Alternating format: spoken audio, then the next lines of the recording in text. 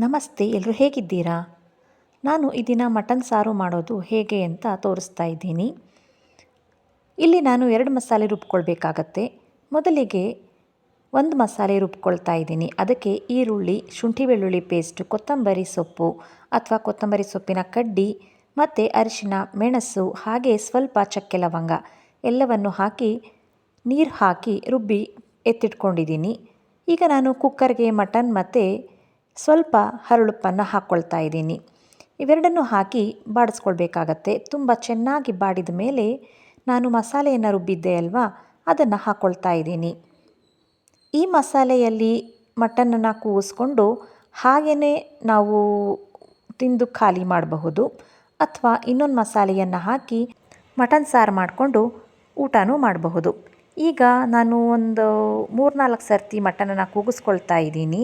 ಹಾಗೆ ಇನ್ನೊಂದು ಮಸಾಲೆ ಅಂತ ಹೇಳಿದೆ ಅಲ್ವಾ, ಅದಕ್ಕೆ ಸ್ವಲ್ಪ ಕಡಲೆ ಹಾಗೆ ಮಟನ್ ಸಾಂಬಾರು ಪೌಡರ್ ಮತ್ತು ಕಾಯಿ ಎಲ್ಲವನ್ನು ಹಾಕ್ಕೊಂಡು ರುಬ್ಬಿಟ್ಕೊಂಡು ಈಗ ನಾನು ಬೇರೆ ಪಾತ್ರೆಯನ್ನು, ಅಂದರೆ ಕುಕ್ಕರ್ನಲ್ಲಿ ಸಾರು ಮಾಡಿದ್ರೆ ಸಾಲಲ್ಲ, ಅದರಿಂದ ನಾನು ಬೇರೆ ಪಾತ್ರೆಯನ್ನು ಬಳಸ್ಕೊಂಡು ಅದಕ್ಕೆ ಮಸಾಲೆಯನ್ನು ಹಾಕ್ಕೊಂಡು ಸ್ವಲ್ಪ ಅದನ್ನು ಬಾಡಿಸ್ಕೊಳ್ತಾ ಇದ್ದೀನಿ. ಹಾಗೆ ನಮಗೆ ಎಷ್ಟು ಬೇಕೋ ಅಷ್ಟು ನೀರು ಹಾಕ್ಕೊಂಡು ಕುದಿಸ್ಕೊಳ್ಬೇಕಾಗತ್ತೆ. ತುಂಬ ಚೆನ್ನಾಗಿ ಕುದ್ದಿದ ಮೇಲೆ ನಾನು ಸ್ವಲ್ಪ ಫ್ಯಾಟ್ ಇತ್ತು ಅದನ್ನು ಹಾಕ್ಕೊಳ್ತಾ ಇದ್ದೀನಿ.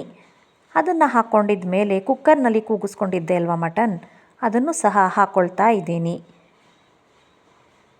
ಮಟನ್ ತುಂಬ ಚೆನ್ನಾಗಿ ಬೆಂದ್ರಂತೂ ತುಂಬ ರುಚಿಯಾಗಿರುತ್ತೆ ಅಲ್ವಾ. ಹಾಗೆ ಉಪ್ಪು ಖಾರ ಎಲ್ಲವನ್ನು ನೋಡ್ಕೊಳ್ಬೇಕಾಗತ್ತೆ. ಮಟನ್ ಹಾಕ್ಕೊಂಡು ನಾನು ಇನ್ನೂ ಚೆನ್ನಾಗಿ ಕುದಿಸ್ಕೊಳ್ತಾ ಇದ್ದೀನಿ. ಮಟನ್ ಸಾರು ಯಾರ್ಯಾರಿಗೆ ಇಷ್ಟ ಆಗುತ್ತೆ ಹೇಳ್ತೀರಾ?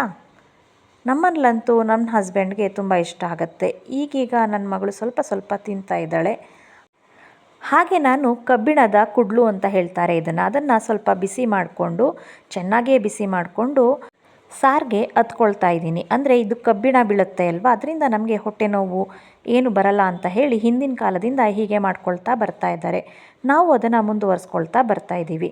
ಈಗ ಸಾರೆಲ್ಲ ಕುದ್ದಿದ ಮೇಲೆ ಸ್ಟವ್ ಆರಿಸಿದ್ದೀನಿ. ಸ್ವಲ್ಪ ಕೊತ್ತಂಬರಿ ಸೊಪ್ಪನ್ನು ಹೆಚ್ಚಿ ಹಾಕಿಬಿಡ್ತಾ ಇದ್ದೀನಿ.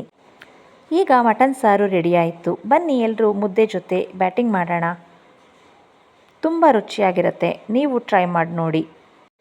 ನೀವು ಫ್ರೀ ಮಾಡಿಕೊಂಡು ಈ ವಿಡಿಯೋ ನೋಡಿದ್ದಕ್ಕಾಗಿ ತುಂಬ ಧನ್ಯವಾದಗಳು. Thank you. ಮತ್ತೆ ಸಿಗೋಣ.